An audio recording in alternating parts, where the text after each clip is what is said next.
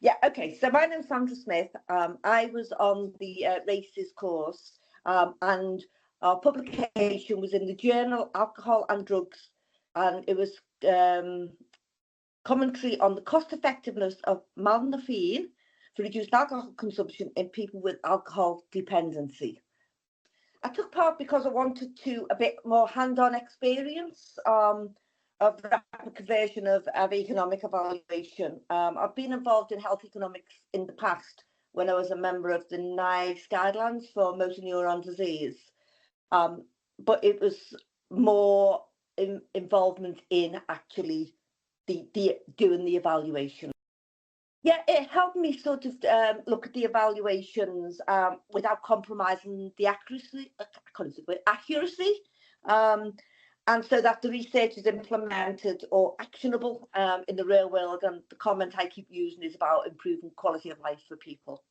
It was about simplified economic evaluations, and I suppose I learned strategies on how to do this. Right, so I'm also a member of the Renal HF PPIE group, and I've become part of Work Package 4, which is about health economics.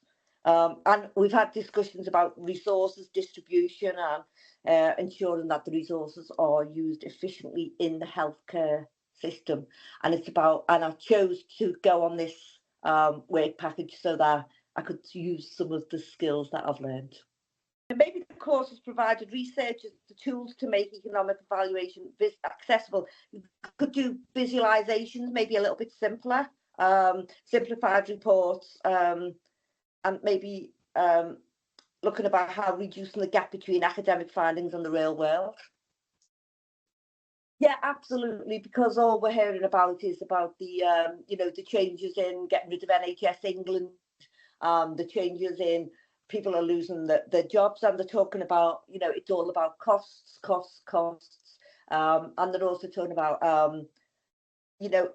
economic evaluations of certain medications, about reducing medication. So yeah, there's a lot more awareness, or I've picked up a lot more awareness of what's happening in the big wide world. I think it was about how to actually look at the evaluations. And to also look at, whether published papers are actually based on facts or on bias.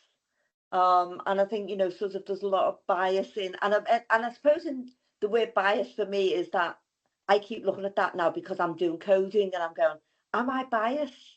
Am I biased in this? So it's sort of gone into the coding that I'm involved in as well, because I think one of the papers that we looked at there was a lot of bias, and the person that was doing it was sponsored by somebody who was paying for the paper and the research. So I think I've learned about, making sure there's not bias, because if there's bias, then it could be pulled out, and then the economic evaluation would fall apart then, because it's saying, well, actually this is based on a biased situation rather than on real life and true facts.